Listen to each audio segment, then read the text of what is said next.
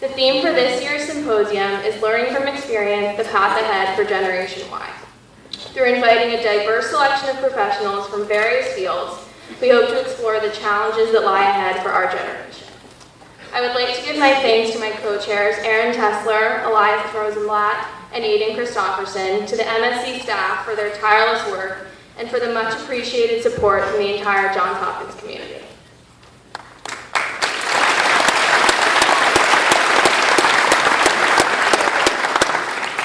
Former Congressman Ron Paul of Texas enjoys a national reputation as the premier advocate for liberty in politics today.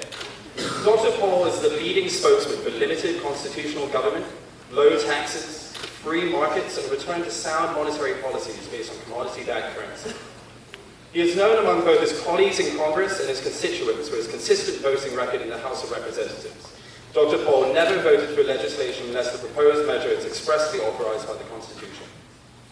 Dr. Paul is widely quoted by scholars and writers in the field of monetary policy, banking, and political economy.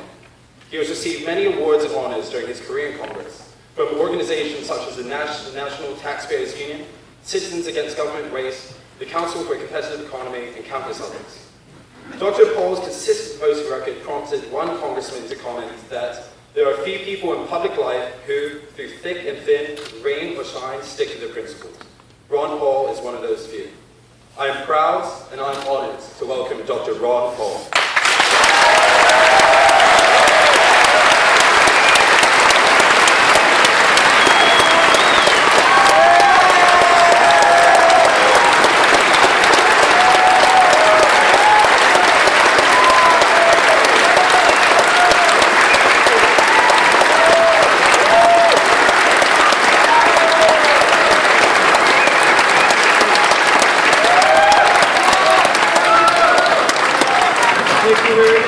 Very nice to be here. I never get applause like that in Washington. I'm glad to be in Washington. Yeah, this is great. And I will be talking about my favorite subject to my favorite people. And that is that I want to talk about the freedom philosophy. Everybody's for freedom, aren't they? And also the fact that there's a revolution going on. And we're in the midst of it. And also, I'm going to talk a little bit tonight about the ending of the empire, which I think is a good idea, to end the empire. But we do face a lot of problems, and I like to go to the college campus and talk to all the young people. I've done this for a long time. Even when I first ran for office and was in Congress in the 1970s, I would go to the campuses because I really thought that you have to change people's mind and you have to change a whole generation of people if you're going to have a change in government. But back then, I'll tell you what, if I got 30 people, I thought I was doing real good. So you make me feel good tonight, and thank you for coming out. But I think we have some very, very serious problems, and I'll talk about that, but I'm also going to talk about what I think we ought to do about it. But the one thing for sure is most people in America today believe we have trouble. You know, when the pollsters get out there and start looking at the polls, right track, wrong track, most people think we're on the wrong track. Well, finally they're catching up. I thought we've been on the wrong track for about 100 years in this country. Well, we've been going in the wrong way. Now, you want to date 100 years. What year is this? 2013, 100 years ago, 1913. Anybody remember what they were doing in 1913? So I don't think after 100 years we ought to just get rid of the Federal Reserve and make it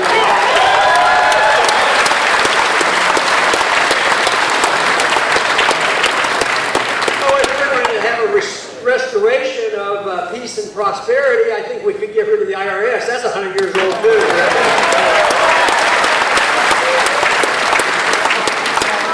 Did anybody believe those stories that have come out of the administration actually using the IRS to punish their political enemies? Isn't that astounding? Oh my goodness, what's coming to this country? But that's been going on for a long time. That's the nature of government. And even the spying. It's horrible, but it's delightful that we have the Edward Snowdens to tell us about it and wake up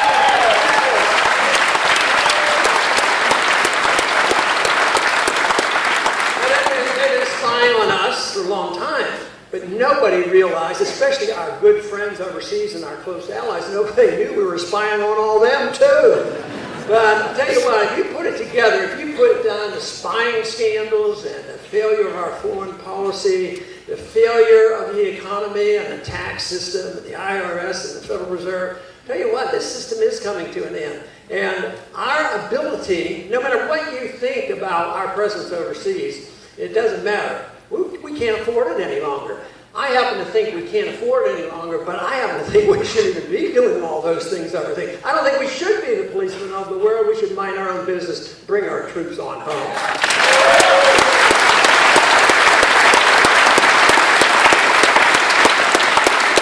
But I really do believe that our credibility has been hurt severely. If you look at NSA is spying not only on American people, but what's going on with our allies. We've lost a lot of credibility there. Also, how can we gain credibility and friends around the world when we hand out a lot of money telling other countries what to do, then if they don't do our bidding, we drop missiles on them and drop drones? I don't think drones means diplomacy. I think we ought to use our diplomats on occasion and practice diplomacy and forget about the drone diplomacy, because I don't think we win friends.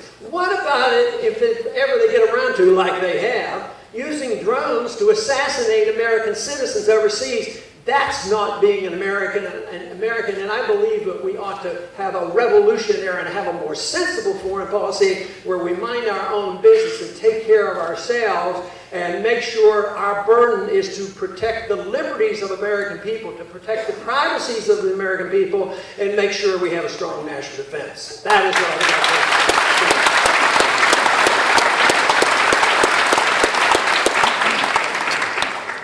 We've talked a lot about the economy in these last 5 years, especially since 07 and 08. Most everybody recognizes now that we're not in a depression, we're in the greater recession. They won't call it a depression. But you know, there's a lot of people in the middle class that are in depression. And the middle class keeps shrinking. I don't know if you've noticed that or not. And the cost of living goes up much faster than what the government tells us. People who are living on fixed incomes, they can't make it anymore. And I'll tell you, we have a system biased against the very people we pretend to take care of. So we give them Social Security and take care of people in their old age. And yet at the same time, we calculate the cost of living and say there isn't any, so we don't have to give the people on retirement any increase in their benefits. But what if you realize this and you started saving money and you're frugal and you happen to be old-fashioned like that and you're supposed to save money and just not let the government take care of you and borrow money? Well, what happens is you put money in the bank and you don't earn any interest. And who does that benefit? It benefits the banks, it benefits the governments who borrow the money, but it doesn't benefit the average person. They put the money in and earn nothing for it, so they're actually punished. I brought that up twice, one time with Greenspan and one time with Bernanke. Doesn't it seem unfair to you that people who save, who should be rewarded and get the market rate of interest, they say, well, that's just the price you have to pay to make sure that we have a healthy economy. Well, what they're saying, though, is they'll take care of the people who overextend themselves, got into trouble, needed to bail out, and we became the lender of last resort, and the average person didn't qualify. They were too small to bail out, but the big guys get bailed out. At the same time, the little guy gets punished. And that is the reason why the middle class is shrinking, and it's probably going to get a lot worse unless we have a new system of economic policy. You know, there's been pretty good statistics, and most of the time it annoys conservatives, but they happen to be true. That the wealthy are getting wealthier, and the poor are getting poorer. And it has nothing to do with the unfairness of free markets. It's not capitalism that does it. It's corporatism, and it's the financial, it's the inflationism of the Federal Reserve.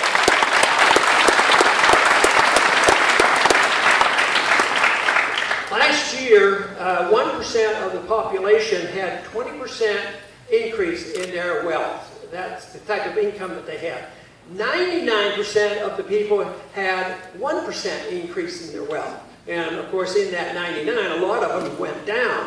And we lost 8 million jobs. There's been a restoration of 4 million jobs, and the 4 million jobs are part-time jobs and low-paying jobs and minimum wage jobs. So there's something seriously wrong, deeply flawed with the economic policies of this country, and they have not been helped with this administration, but they weren't created by this administration. You do literally have to look at what's happened over a long period of time, the 100 years. The damage done by the Federal Reserve, the damage done by the tax system, the damage done by over-regulation and the destruction of personal liberties, and the encouragement in sending so many of our companies overseas. So it's just not an accident, and these numbers are real, and unfortunately they're going to get worse and can lead to a lot of class warfare. That's what we have to try to avoid. And today, the big argument in Washington has been, I guess you noticed a little bit of talk about Obamacare. Have you heard any stories about Obamacare? Well, I bet you could guess I'm not as much of a supporter for Obamacare, either from my political viewpoint.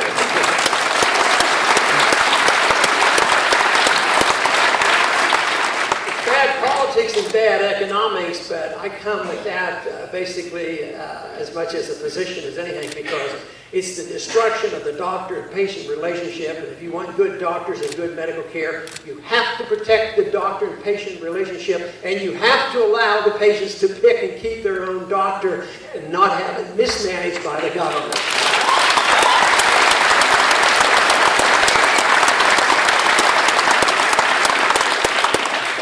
There is a revolution going on. That term was used a lot in our campaign, and it's something that has to happen, and it is happening, and we're in the middle of it. And the big question is, what are we going to get as a result of it? And that, I think, is a very important question, because if this economy and our system is running out of steam, we know it will be replaced by something. And I do believe that we have an empire. We're in 140 countries, and we tell other people what to do. If they do what we tell them, we give them a lot of money. If they don't do what we tell them, then we start bombing them.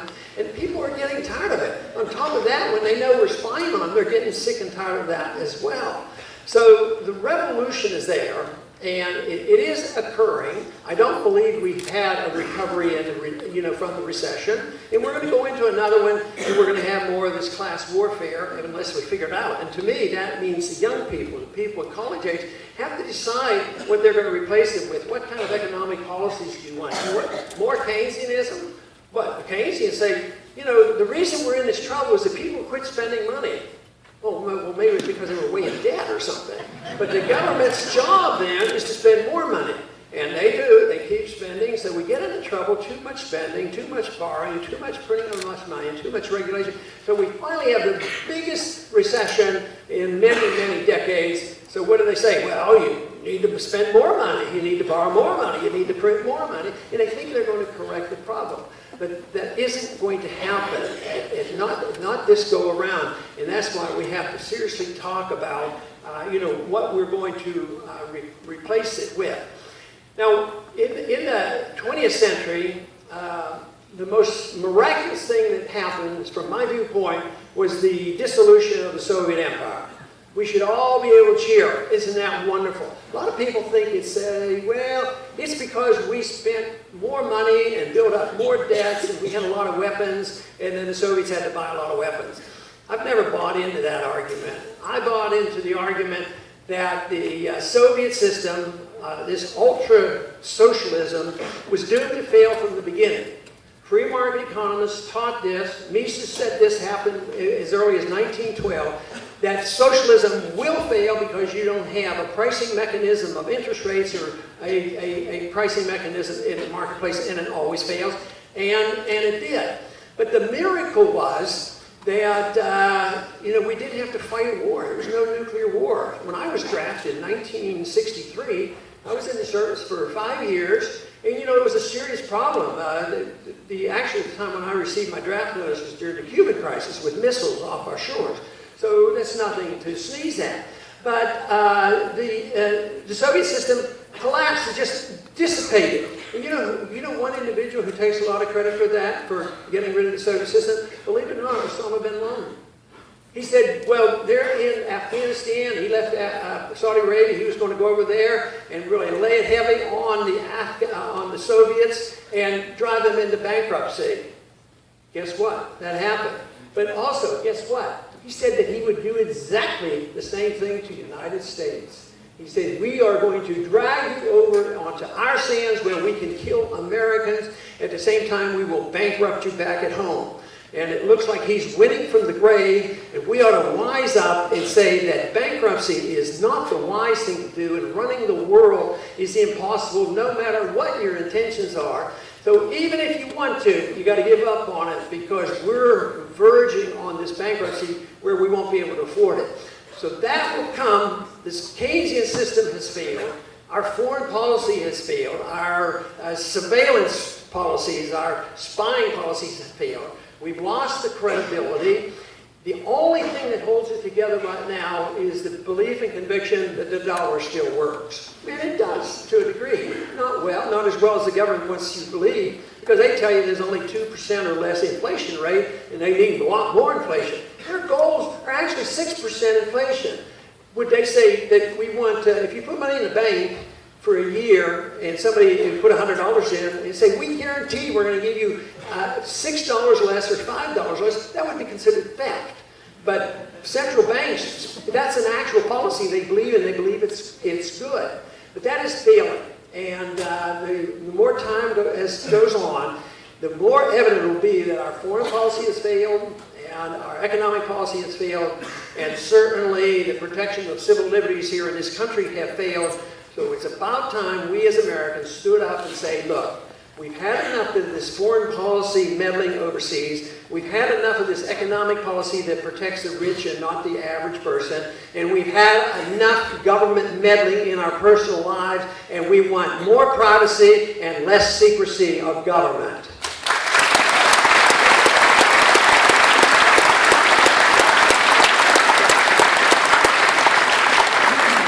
There's been a lot of talk now on FSA or NSA, and it does need reform, but about 90% of it needs removed is what I think it needs. I mean, we don't need it. What we could do, if you're looking for a balance on this, yes, they can do all the spying they want as long as they have a legitimate search warrant. You know, that's in the Constitution.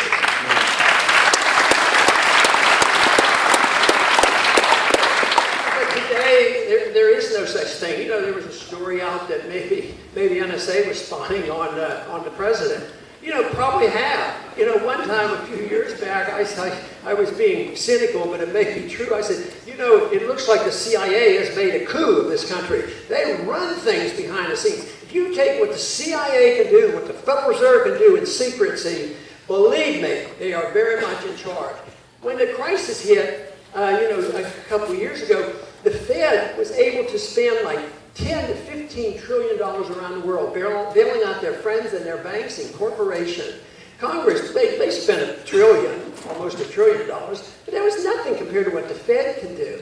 And nobody can keep up with the CIA. So we need, if we want to live in a free society, that's exactly what we have to do.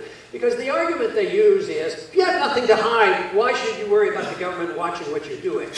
Well, I could think of about 25 reasons why that's not a good idea. They have no right to do it. You're not in a free society if they're doing it. And who wants a camera in everybody's bedroom and everybody's house? And right now they're going to put them in every car and everything that we do. And cameras are every place. So that is one thing that we have to decide whether we're going to put up with it. But that whole system contributes to the loss of credibility of our government. And this is why government is at an impasse. Everybody's upset, you know, about Washington. Why don't they do anything? Why don't they solve the problem? And the one thing that really annoys me is they say, you know what we need in Washington? We need the two sides just to come together and take care of those in the mushy middle.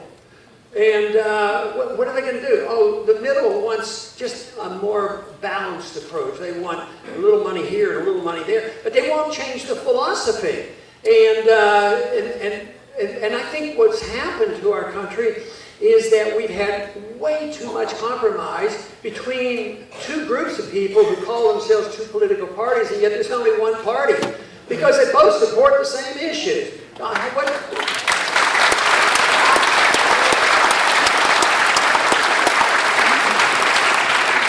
Which party is the true anti-war party? Which party is the civil libertarian party? And you could go on and on down the list. That they both agree on foreign policy, they both agree on monetary policy, they both agree that you have deficits, they both agree that regulations are very necessary. Both sides do this. Which side is really the one that you can depend on to talk about fiscal responsibility and balance the budget? Well, if you talk about a balanced budget in Washington, they think you're nuts. They're not interested in that. They say that would hurt everything. So they've endorsed that. They endorsed all these policies in agreement. Take the issue of war. There's a constitutional position and there's a non-constitutional position. And so the non-constitutional position is that the president can go to war when he wants, or he can get permission from the UN or NATO. The constitutional position is you don't go to war unless it's declared by the Congress by the will of the people. Now, why in the world should you compromise on that?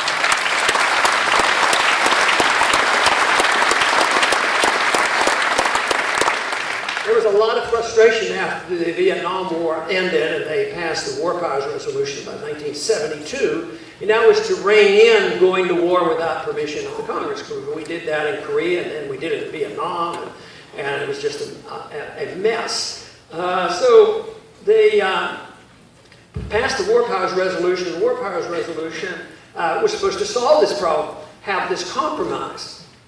But it turned out, instead of saying follow the Constitution, what they did, they endorsed the compromise, which actually, the War Powers Resolution that passed, actually legalized war for 90 days. And so they legalized something that was prohibited by the Constitution. And of course, I think those are terrible compromises.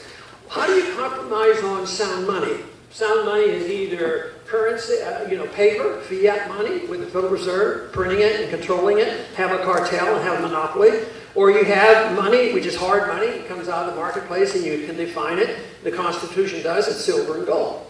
Oh, okay, we'll compromise and we'll regulate some people. We won't print it so fast, it's slow, and then argue over how fast to print the money, or just totally ignore it. I don't think those are good compromises. But people see the middle, and the mush in the middle of saying, yes, but these are the people who bring people together. And I'm for that. I'm for tolerance and openness of what a free society is all about. Bring people together on these things. But what is not understood is that is a philosophy in itself. The philosophy of the compromise in the middle, the utilitarians. They're utilitarians and they just do it pragmatism in saying, well, a little bit of this, a little bit of that, it will work out. So every time you hear on TV about the radicals, and most of them they'll be complaining about radicals on the right and a bunch of radicals on the left, they would just quit that. But there's a lot of radicalism in this whole notion of avoiding principles. And I had a much better time getting along with people in Washington who were principled, but we had some disagreements. And I could work with a progressive who said that they believe in civil liberties, they don't like the wars going on, and they have a different economic policy. And I could talk to them and work it out because we'd have so much in agreement. But others, most of them are partisan. What are they fighting about if they agree on everything? Power. That's what it is. It's all over power and money and control and the special interest, whose friends get in office and whatnot. So it isn't an intellectual argument. It isn't a philosophic argument. So I want it to be a philosophic argument. I want it to be an argument against between free markets and authoritarianism in control of the economy. I wanted it to be an argument about non-intervention, minding our own business, versus intervention and a police power, a empire overseas. I want a debate between honest money and fiat money. And I want an honest debate and an argument between whether or not the government has the right to violate our civil liberties as they do. The government was designed to protect our privacy. The Constitution was written to make sure the government was open. Today, you have no privacy. And we don't even realize how much they've been collecting, not just 5 years, 10, 20 years. At the same time, the government becomes more secret than ever. So what do? We get a few people who finally on the insides have had enough. We've got to tell the American people, and we get a Bradley Manning and an Edward Snowden, and they say, this is what's really been happening. Well, these people should be heroes. They shouldn't be called traitors.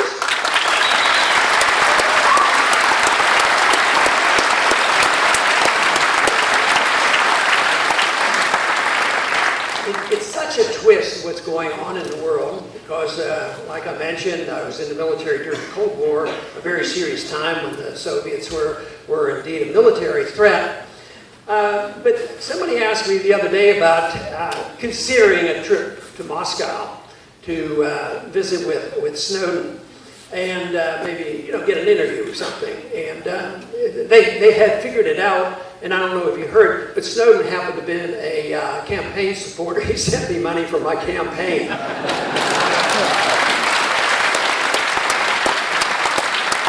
got to thinking about this, and I'm not one. I want peaceful resistance. I want nonviolent resistance. So I thought, well, going there, this might turn into a violent act. This could be dangerous. In the 1960s, I'd have been afraid to. I wouldn't have been allowed because I'd have been afraid of the Russian government, the Soviet. Now, today, I'd be afraid of my own government.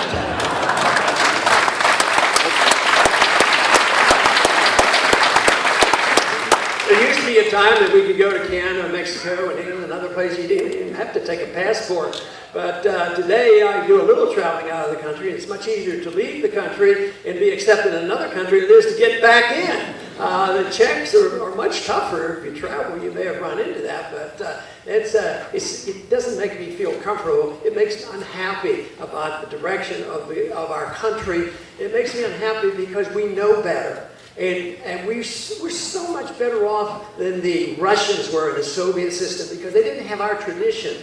We have tradition, so often people still believe they're in place, that we're the best, we're exceptional, we do nothing but promote peace around the world, and we take care of people. And this is something that I think we've deceived ourselves, and we have to realize, of course, that we have to look to ourselves. A lot of people will come and say to me, well, Ron, I know you're a non-interventionist, we should be in all these wars, and they are coming around to agreeing on that more now than ever before. But they also argue about, the economic benefit. Well, what if somebody's civil rights are being abused in A, B, C in country? And what if they're suffering in countries in Africa, A, B, C, D? And isn't that proper then? To send food and clothing and help these people? I said, yes, but no coercion. No coercion. If they need help, which many do, if there is a country violating civil liberties, that is a problem. But it's not my responsibility as a federal official to take money from you and send it over there and either give them guns or food. You say, well, that's heartless. Well, if you look at it, how do I get the right to steal from you? If you want to give it to them, fine and dandy. Why should I take your money and send guns to people? We're the biggest arms dealer in the whole world. And we spend more money on our own military than everybody else put together. So we have to come around to assessing that, assessing it, and deciding if this is wise. I just don't think it's morally correct for me to take our troops, send them over there, and get them involved. And a good example, has been what's happened in the last 10 years or so. How many countries have we been in? I mean, is anybody paying any attention to Iraq? Does anybody think that's a success? I mean, the president's over here right now begging for more of our money, which means he's begging for our troops to go back in to protect his dictatorship. That's what they want. I'm sick and tired of all that. Right now there's a big problem in Iraq. Guess what? The Al-Qaeda is about to overrun the place. Guess what? Before we went in, there was no Al-Qaeda in Iraq. And Iraq, at least, was not an ally of the Iranians. Now they are. So we've messed up Iraq, and we did, of course, we can't argue that we did the whole job of messing up Afghanistan, but we haven't helped. And in Egypt, we paid them to behave for a lot of years, gave them 40 or 50 billion, and now look at the mess. We say, well, okay, there's an overthrow, so we're going to support the overthrow. Let's have democracy. Let's have an election. They elected the wrong guy, so we throw him out. Gave him back to the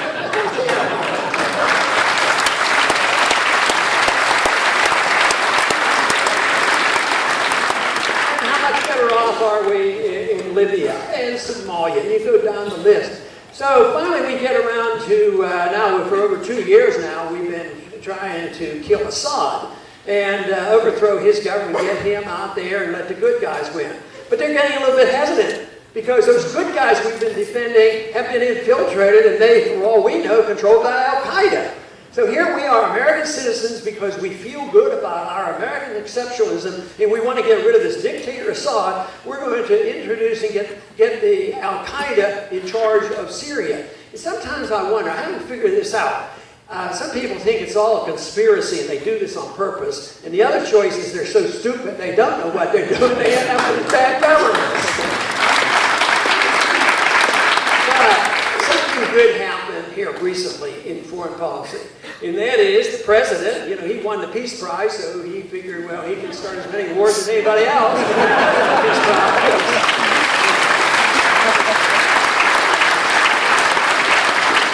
So he's been running this war behind the scenes in Syria, but he decides that it's time for some real bombing. And he claims, I have the authority to do this. Well, he tried to get it from the UN. He couldn't even get it from the UN. He said, I still have the authority. I'm the president. If the president does it, it's legal. You know that story. But public pressure all of a sudden said to the president, you know, you better go and ask the Congress. You know, there's a couple little things in the Constitution that says the Congress has some responsibility. So the president didn't have enlightenment, except he had a political reality set in. Because all of a sudden, the American people thought, we don't need another war. We don't need to physically becoming the bombers of them bombing in Syria.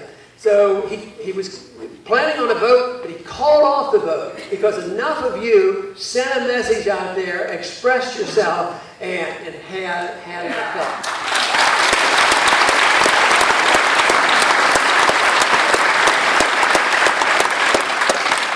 It adds credibility to the argument that governments reflect the people. And even the very, very bad governments, when the people really get annoyed, they throw out. And you could argue that was the case finally with the communists in Russia and the Soviet system.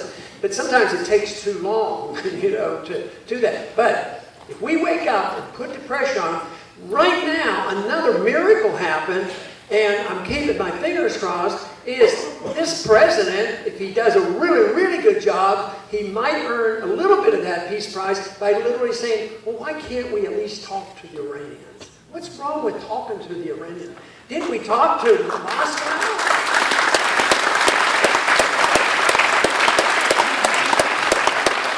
I was always grateful by the time I got put into the military, the Cuban crisis was over. I was sort of glad Kennedy called Khrushchev and had a little talk.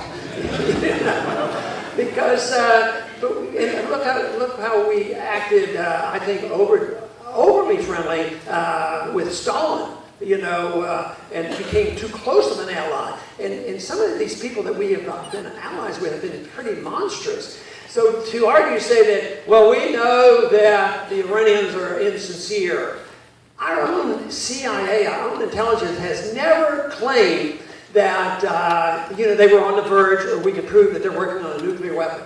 Just think of what we've been doing in the last 10 years, agitating and all the sanctions put on them, the punishing the people over there on a weapon that doesn't even exist, and yet we stood down the Soviets who had 30,000 weapons. There's no reason in the world why we can't talk to people, and so I compliment the president for at least reaching out and having had a little negotiations with the Iranians. Hopefully that will bring about good.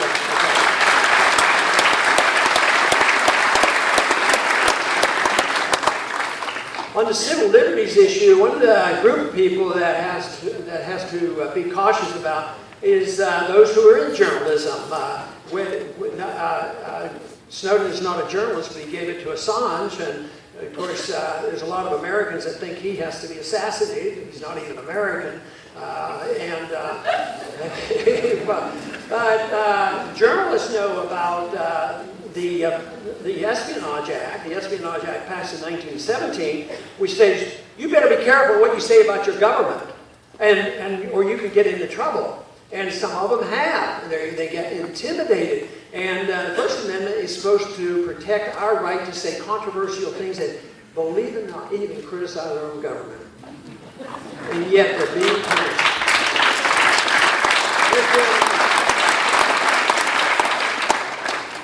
Our current president has used the Espionage Act more than all the other presidents put together. That is, to punish and intimidate the reporters. What we want is more truth. We want more openness. And this is what we really need in order for the American people to know what's going on. And right now, there's a greater demand for it. When we were wealthy and had no problems and superpower, people let it go. But we're at a point now where I think the American people think the snooping is too much, the economy is too fragile, and we have too many wars. So they're looking for something else. And something else is available. And it can be found in the freedom philosophy, which is just a continuation and expansion of what made America great. And that is the principle of protecting individual liberty. No more complex than that. And that is, if we protect liberty and understand that, you protect property and you protect the marketplace, and you do not have special friends to government. You do not bail out friends or subsidize friends. And you don't finance them. You don't have a military-industrial complex where we build more weapons than anybody else for the sake of certain companies making more money than anybody else. Or we don't have a monetary system that protects a banking cartel and they get bailed out when they finally go broke, and they should go broke. So, no, the American people are starting to realize that. I think that's very good news because it needs to be replaced. And I am very encouraged when I go to the college campuses. I see so many young people now who are studying and reading and understanding Austrian economics, and they're looking at the monetary system, they're looking at the Federal Reserve, and that's what it takes. You've got to change ideas first in order for government to change. And we have lived for so many decades with deeply flawed economic theories. All you have to do is read Paul Krugman, and you'll find out. He actually believes in stuff. This is what they believe. They believe any type of spending is good.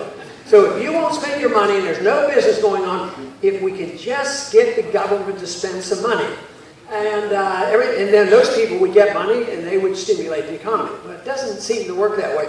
So he said that it would even be an economic benefit if we paid 100 people to dig a hole and another 100 people to fill up the hole. He says that would stimulate the economy. But he never asked the question, well, what if they had spent that $100 building a house or something else and had something left over for it? Well, he missed the whole point. But the freedom philosophy is not complex. It's based on certain basic principles. The most basic principle is non-aggression. And I think most of us know what that means. You're not allowed to steal from your neighbor. You're not allowed to hurt your neighbor. And you should do what you promise. Live up to your contracts and don't hurt or steal from people. And you have to add on to this. And we understand that as individuals. You can't go into your neighbor's house. It's just the truly criminal are small in number. Most people know you don't rob your neighbor. Even if they have 3 cars and you don't have any, you don't go and take their car. But what we have drifted into, though, especially in the 20th century, is this whole notion that it's not only permissible, but it's morally correct for the government to do it for you. If you want something or one group wants it and you have too much, send a member of Congress and send a politician over. Well, they have too much, we're going to take it and we're going to give it to you, and that means you'll vote for me and the system will be wonderful until they quit producing and move out of the country or ruin their business. So the whole thing, but it's morally wrong, just as wrong for you or I to redistribute wealth by stealing. It's just as wrong for the government to do it for us.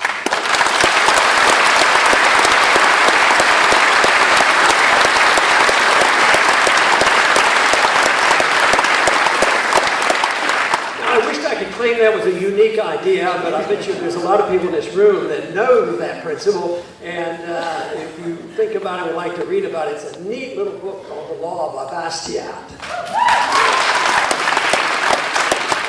So it's approached on a moral principle. And I've made a statement so often on the House floor with a bill. You know, I've argued the economics of it, and I've argued the Constitution and morality. I said the two weakest arguments on the House floor is morality and the Constitution.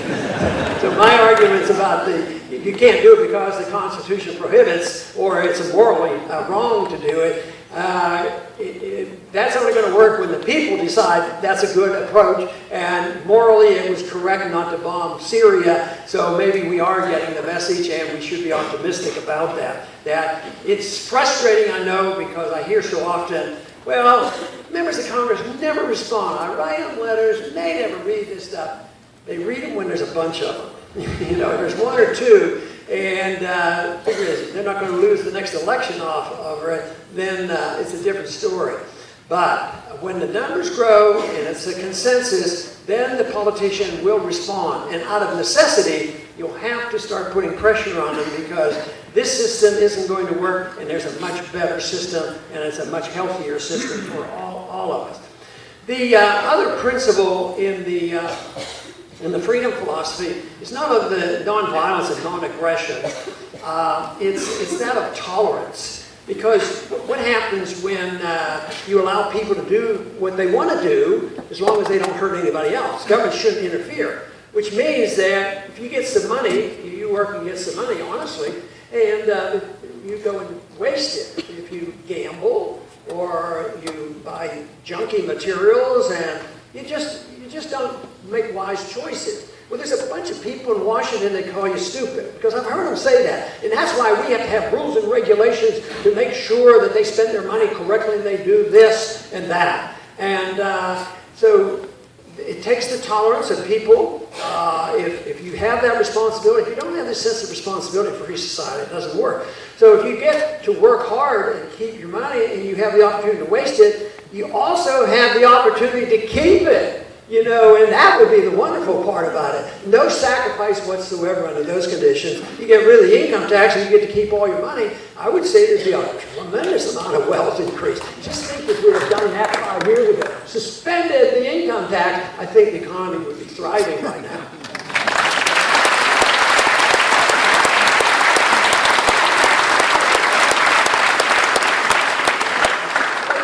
There's another part to this, because freedom isn't seen as a whole. It's seen as in parts. There's economic liberty and personal and political liberty, but it should be one. It should be your liberty for your life, and your liberty for your economic matters, and how you run your life. But people have personal habits that can be very annoying to others, and some of them are very annoying to me, too. You know, I just don't think they should do that, and I don't want to be around them. But if they're only hurting themselves, I have to say, well, that is part of what a free society is about. If they're only hurting themselves and they can't use the government to come and take money from me to bail them out for doing dumb things, that they actually have the right to do this. We accept this in religion all the time. There are a lot of good, sound religious beliefs that are accepted, and there are a lot that are very bizarre, and some people don't have any. But we don't, as a nation, come down, because we have been taught over the centuries that that's not the government business. We want to stay away from a theocracy, and we don't want us to tell us about our religion. But too often on our social values and our social habits and social activities, yes, we want rules and regulations, and they do this and do that. And it could be much easier in a free society, not so much to tell people what they can or can't do, but just get the government out of the way and let people make their decision. Never allow people to force on you conditions that you don't like, but you can't force any on them. So it does take non-aggression, non-violence. It takes a fair amount of tolerance of economics, and also tolerance of social behavior. But there's another emotion that is very difficult for a lot of people to overrule, that is instinctive. It just seems like it's human nature. And it should be turned into a positive, but too often it's negative. And that is the issue of envy. You know, people are wealthy, and he didn't deserve it. he gouged us, he charged too much, profits were too high, we need to tax them, and they can't stand it. But you know, if somebody is wealthier and they earned it, it should be an incentive to say that if we do well, maybe we can get wealthier ourselves, as long as they didn't get wealthy because the government gave them a grant or a special privilege. So we don't, if people have this temptation to be envious, what they want to do is, sometimes they want to redistribute it, but sometimes they're satisfied just to destroy the people with the wealth. And you'll see that in the society too, that it might not even, I mean, essentially it's always destructive because the redistribution doesn't work. It always fails and it bankrupts the country. Today, you know, our good heart said that when people are poor and they can't be fed, we have to give them some food. So we go out, well, 2 or 3% of the population that needs this, it wouldn't be too bad.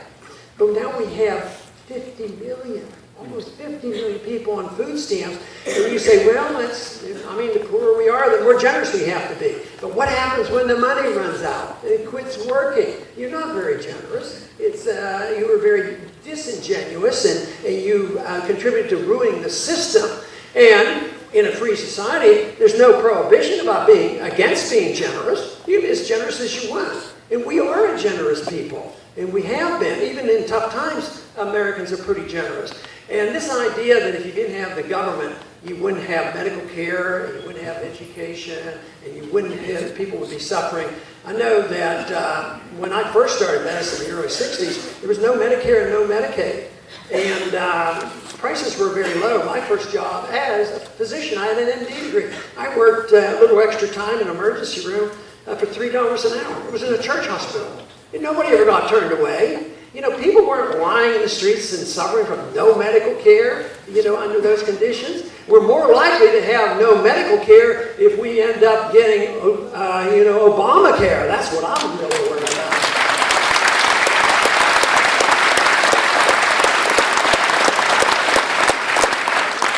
The one thing in Washington, what they do is they misname everything.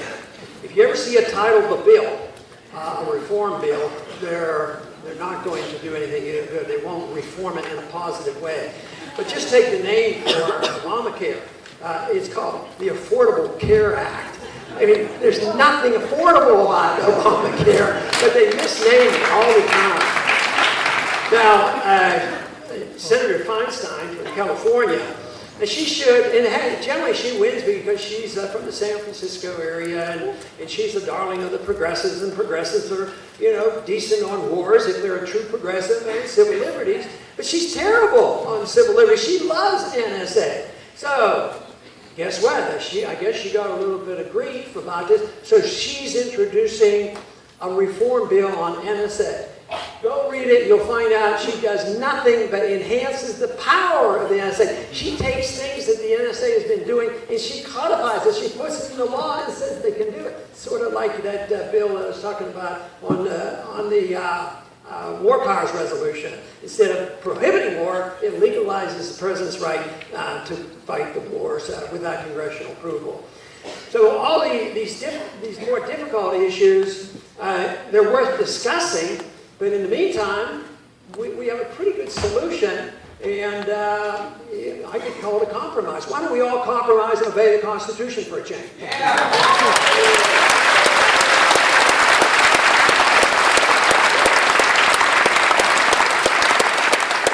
The reason I'm positive about what's happening is I think Victor Hugo, states it pretty clearly because he talks about ideas. You know, armies, he said, an invasion can be stopped by an army. And even that's dangerous, but it can be stopped by an army. He says, what's neat about ideas, armies can't stop ideas. An idea whose time has come will spread and cannot be stopped, even by armies and politicians and all the ruthless thugs that are out there.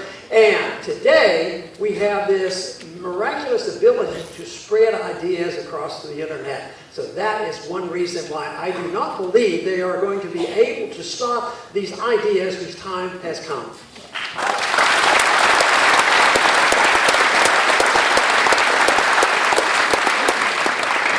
And the emphasis I used about how the people's attitude changed on foreign policy and changed the president's mind, I think that tells us something. But also, a lot of people worry about, well, you're still talking about a few number. How many people are true believers? Most people just want more stuff, and they they're in the military-industrial complex, so we need these weapons, and they on and on. And they say, well, you have to get 51%. You don't. They never had 51% for our revolution against the British. It was a small number. Intellectually, it could be 3, 4, 5%. But they have to be intellectual leaders, and they have to be willing to stand up and motivate the average person. There's a lot out there that if they think they're getting something and they're hearing it day in and day out for decades, that this is good and proper and right to follow this type of economics, it's easy to go along. But now we have the opportunity to offer them something different, and that is the freedom philosophy. And this doesn't require the 51%. Samuel Adams said what it takes, he said, is not a majority, it takes an irate minority. Keen on interest and keen on setting brush fires in the minds of men. It's ideological, and I think that's what's happening today. Is the spread? The fires are spreading. The brush fires are spreading, and where I go and talk to so many people today, I am really surprised and impressed by the number of people. I am always so pleased to come to college campuses because I see the enthusiasm, and that is where the good results can come from. I had a question the other day. I do a little internet program, and I had a question from one of the viewers about violence in revolutions. And, of course, there are violent revolutions and non-violent revolutions. You know, when the communists took over Russia, that was, pretty violent. But, some of the greatest revolutions have been non-violent. They have been, peaceful. And they've been, led by people like Gandhi. He didn't believe in violence. And yet he was able to achieve so much. Be able to take on the British Empire and get the British to leave India. At the same time, we had some very positive changes with Martin Luther King. He believed in nonviolence. He believed in civil disobedience. I believe in civil disobedience. Sometimes I wonder whether I'll be brave enough when we really have to do it. But no, I mean, if you see people who know they're going to be in big trouble, those who are telling us the truth now, this is really, a major step forward. But we just need those individuals willing to stand up and state those principles. Others will come along. And I see that happening, and that's where I get a lot of encouragement. I believe it's possible to take freedom and put it back together. See it as a unit. See it as an individual. Because I believe freedom comes in a very special way. Our freedoms and our rights, from my viewpoint, come from a creator. Others just call it natural right. But they don't come from government, because if you think they do, the government will take them away from us, and that's what they're doing, and that's why we have to emphasize that natural rights and God-given rights come to us directly, equally, and you cannot think of people as groups. You can't take things from a group because they belong to a group, and you can't give things to a group because they belong to a group. Every single one of us is important because we're an individual, and the government should never be able to take that away from us.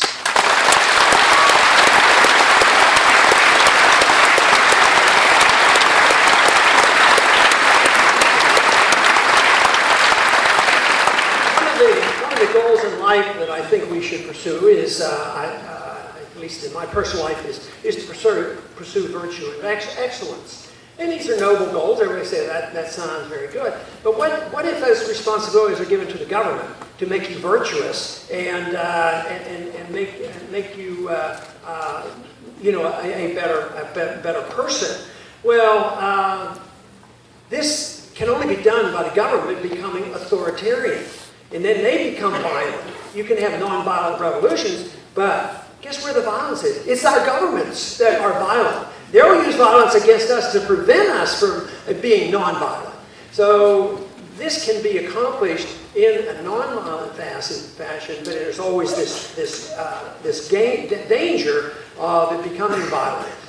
The other thing that I like to think about, I had an interesting interview this week on the internet with a young man, but I believe that these are very serious problems, and it brings people together, and I think that is great, because I think you should have fun. And when you're with like-minded people, it tends to be more fun. So when people, and I've always said to young people, especially when you're doing things, and they had a lot of fun in the campaigns, they had a lot of songs, and so I think that's a very good idea. Also, I think that, if the opposition is pretty bad and you want to criticize them, that being over serious doesn't work too well, and to pound away. But the one thing they can't stand is to be laughed at. So when you can see them, the silliness that they do, and I had a little bit of that in my talk, just how silly this is, on some of the things they do, because they can't stand this. And one of my supporters, who's been a supporter for 10 years, he's a young man, but during the campaign he did up some of these T-shirts, political T-shirts. And not long ago he did up a T-shirt that was actually poking pretty strong fun at the NSA. And guess what? Within days he got a cease and desist order that he couldn't do it anymore, with threats. And that's our great country. And but it sounded like to me he was still having fun, because he's suing them, and he's.